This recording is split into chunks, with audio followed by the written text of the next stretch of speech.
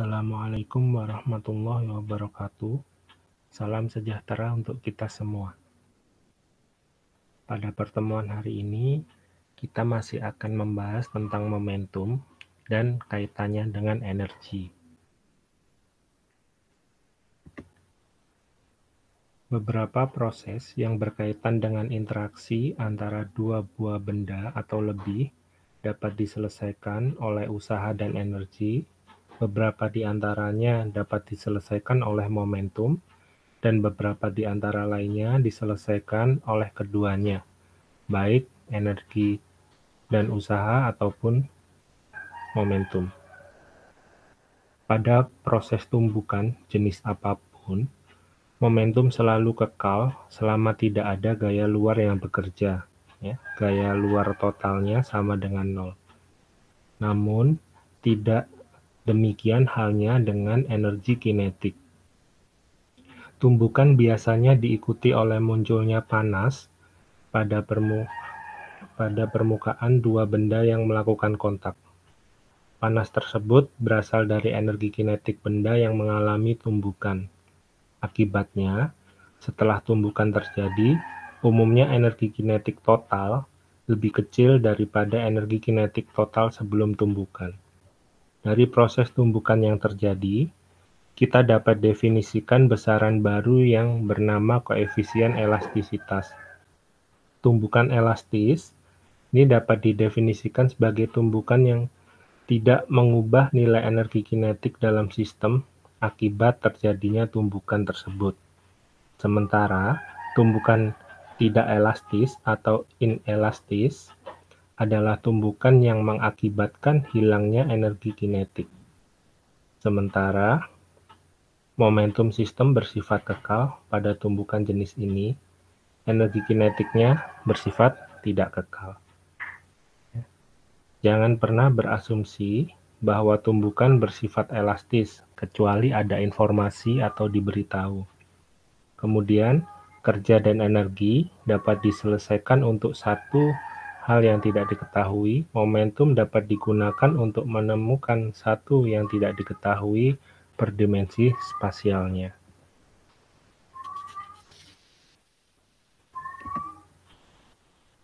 Berikut adalah konsep dari tumbukan tidak elastis atau inelastis pada sistem satu dimensi.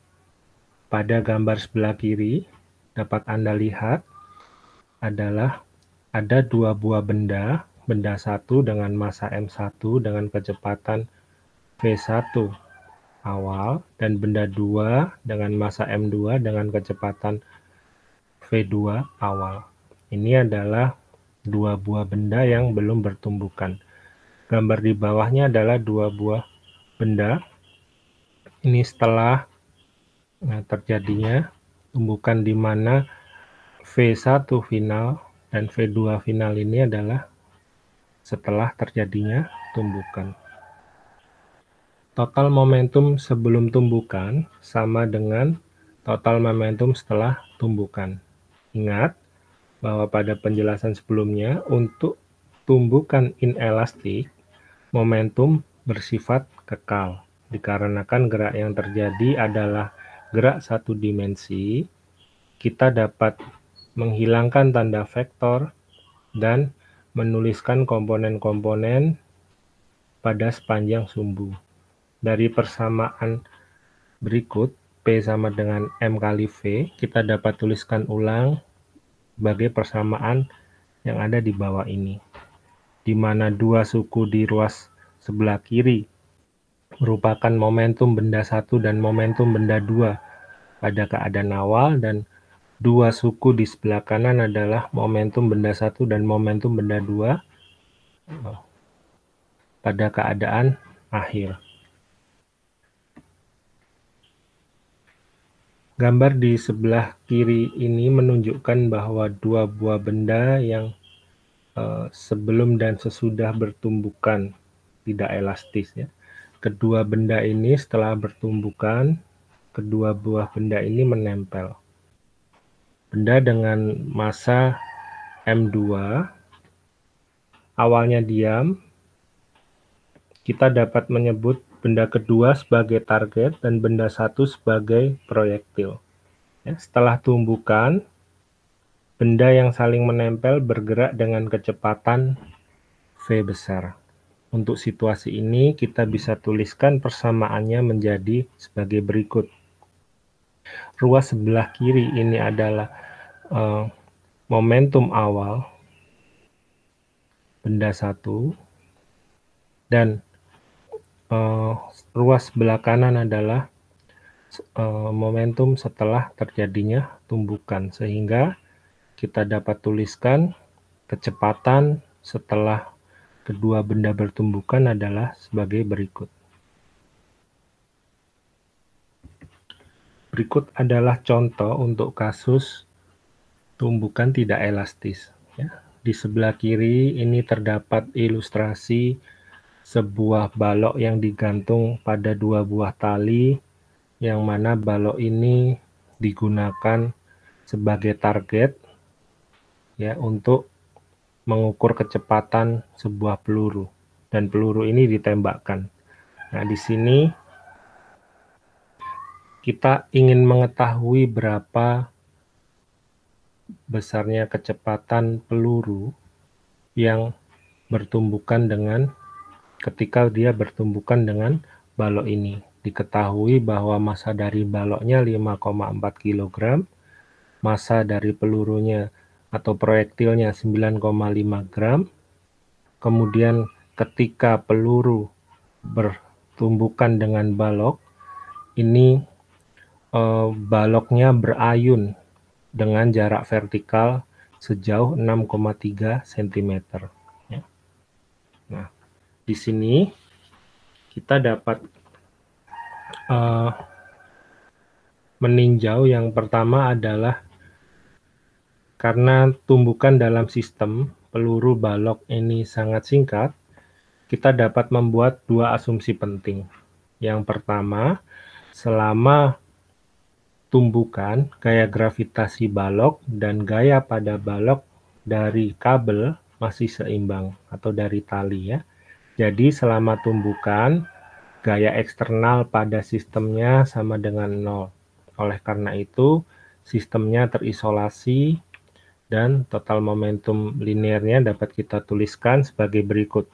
Total momentum sebelum tumbukan nilainya sama dengan total momentum setelah tumbukan. Asumsi kedua, yaitu tumbukan yang terjadi adalah tumbukan satu dimensi, dalam arti bahwa arah peluru dan balok setelah tumbukan berada dalam arah gerak peluru sebenarnya. Jadi persamaan yang kita dapat tuliskan sebagai berikut. V besar ini adalah kecepatan setelah tumbukan, dan V kecil ini adalah kecepatan awal. Nah, dari kedua hal ini, maka saat peluru dan balok berayun bersama, maka energi mekanik sistem antara peluru dan balok dan bumi dapat dituliskan sebagai berikut. Energi mekanik pada posisi bawah sama dengan energi mekanik pada saat atas. Ini pada saat baloknya berayun dan belum berayun ya. Nah, Anda mungkin masih mengingat beberapa pertemuan yang lalu oleh Pak Akram telah dibahas tentang energi mekanik ya, yaitu merupakan penggabungan dari energi potensial dan juga energi kinetik. Nah, di sini konsepnya sama seperti itu. Dan di sini energi mekanik ini tidak diubah oleh gaya kabel pada balok, karena gaya itu selalu diarahkan tegak lurus terhadap arah pergerakan balok. Kita gunakan kondisi awal balok sebagai referensi kita untuk energi potensial gravitasi 0 kita. Kemudian, kekekalan energi mekanik ini berarti bahwa energi kinetik sistem pada awal ayunan harus sama dengan energi potensial gravitasi pada titik tertinggi ayunan. Karena kecepatan dari peluru dan balok pada saat awal dari ayunan adalah V besar, maka dapat kita tuliskan persamaan energi mekaniknya sebagai berikut. Ya, setengah kalikan massa dari peluru ditambah massa dari balok kali kecepatan setelah bertumbukan kuadrat sama dengan massa dari peluru tambah massa dari balok dikalikan percepatan gravitasi dan perubahan ketinggian dari ayunan tadi ya. Ayunan karena baloknya ditumbuk oleh peluru. Nah, dengan mengkombinasikan persamaan yang sudah ada, Anda Anda bisa menghitung besarnya kecepatan peluru dari persamaan yang ada pada slide sebelumnya tadi ini ya. Di sini dapat Anda masukkan komponen-komponen nilainya sehingga Anda dapat kecepatan peluru adalah 630 meter per second atau per detik. Nah, pada konsep yang lain kita akan membahas tentang tumbukan elastis pada satu dimensi ya. Pada pembahasan sebelumnya tadi kita membahas tumbukan inelastik pada satu dimensi. Di sini kita membahas tumbukan elastis satu dimensi. Tumbukan elastis yang saya jelaskan sebelumnya tadi adalah jenis tumbukan khusus di mana energi kinetik dari sistem benda yang bertumbukan tetap ya atau kekal. Jadi jika sistem ditutup dan diisolasi, momentum linearnya juga kekal. Untuk tumbukan satu dimensi di mana benda 2 adalah target dan benda 1 adalah proyektil yang datang, maka kekekalan energi dan momentum linier yang dihasilkan yang menghasilkan kecepatan setelah tumbukan sebagai berikutnya. Ini kecepatan benda 1 akhir dapat kita hitung dengan persamaan sebagai berikut. Hal yang sama juga kita bisa dapatkan kecepatan akhir benda 2 dengan persamaan berikut. Nah, berikut adalah contoh untuk sistem tumbukan elastik satu dimensi. Pada gambar sebelah kiri ini terdapat 3 buah balok, yang mana balok pertama ini bergerak dengan kecepatan V1 menumbuk balok 2, yaitu M2 ini. Nah, ketika benda 1 menumbuk benda 2, benda M2 ini bergerak dan menumbuk benda M3, sehingga benda M3 ini bergerak dengan kecepatan V3F. Nah,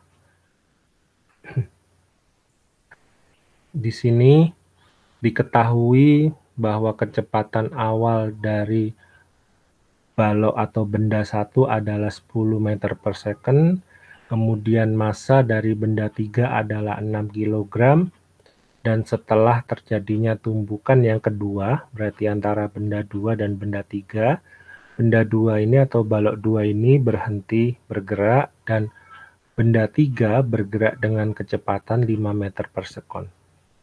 Kita asumsikan bahwa tumbukannya adalah elastik.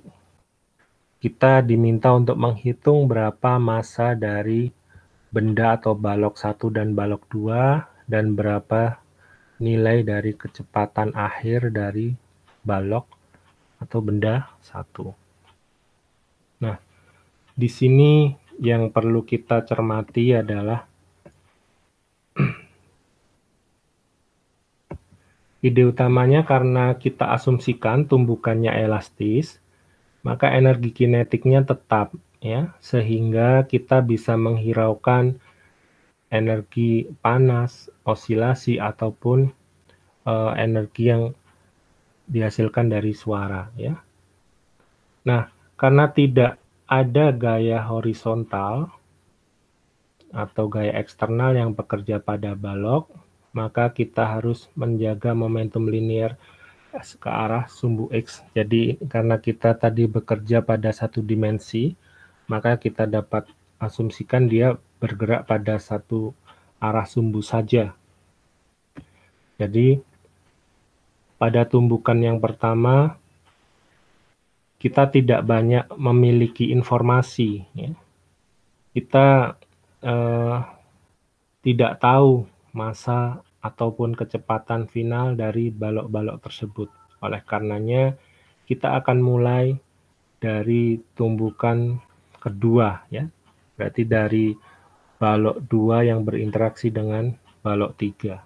Dari sini, dari persamaan yang sudah kita bahas tadi, kita bisa menghitung besarnya nilai massa dari benda 3 dan juga kecepatan dari benda 3, kecepatan dari benda 2 melalui persamaan dari interaksi antara balok 2 dan balok 3.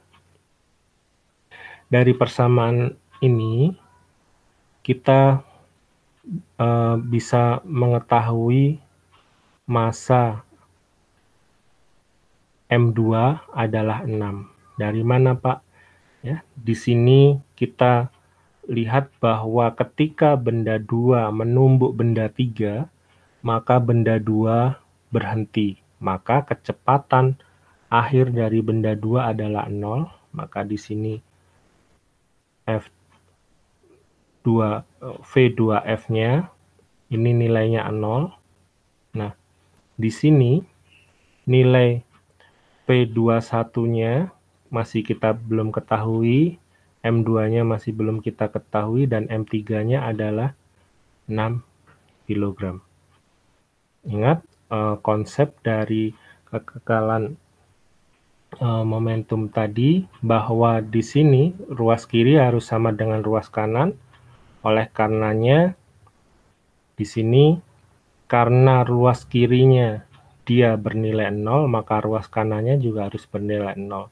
Sehingga berapa nilai dari ruas kanan sehingga P2F ruas belah kanan sehingga sama dengan ruas belah kiri, maka di sini dapat kita tuliskan bahwa ruas kanan agar bernilai 0, maka nilai M2 harus sama-sama nilainya 6 kg, ya. Jadi kalau di sini dimasukkan ke persamaan yang sudah ada, 6 kilo dikurangi 6 kilo, ya, per 6 kilo tambah 6 kilo, ini ya, dikalikan dengan V2,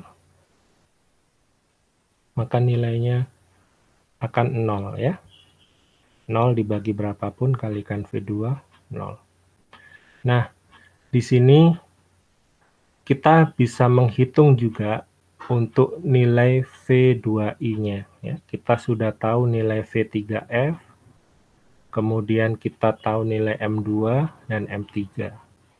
Nah, di sini konsepnya sama, ya. Karena hukum kekekalan momentum tadi, maka di sini ruas kiri dan ruas kanan harus sama, ya. Di ruas kiri nilainya adalah 5 meter per second. Di ruas kanan kalau kita masukkan persamaannya 2 kali 6, ya, 12 ditambah 6 tambah 6, 12. Jadi V3F sama dengan V2I. Jadi nilai V2I sama dengan 5 meter per second. Nah, kemudian setelah kita tinjau tumbukan kedua antara benda 2 dan 3, kita dapatkan beberapa informasi yang bermanfaat untuk meninjau tumbukan 1 antara benda 1 dan benda 2. Kita harus cermat dan teliti pada notasi yang digunakan. Kecepatan V2F tepat setelah tumbukan pertama nilainya sama dengan kecepatan V2I, ya, yang besarnya 5 meter per second sebelum tumbukan kedua. Sehingga jika kita masukkan ke persamaan yang ada, maka kita dapatkan nilai dari M1-nya. Nah, setelah M1 ketemu, maka kita bisa menghitung nilai dari V1 final, ya. Nah, nilai V1 finalnya adalah minus 5 meter per second. Demikian pembahasan kuliah pada pertemuan hari ini. Jika ada hal yang ingin didiskusikan atau ditanyakan, dapat Anda sampaikan melalui forum Kulino kelas Anda masing-masing, sehingga nanti dapat dibantu oleh dosen pengampu mata kuliah fisika di kelas Anda. Sekian untuk kuliah hari ini. Terima kasih. Assalamualaikum warahmatullahi wabarakatuh.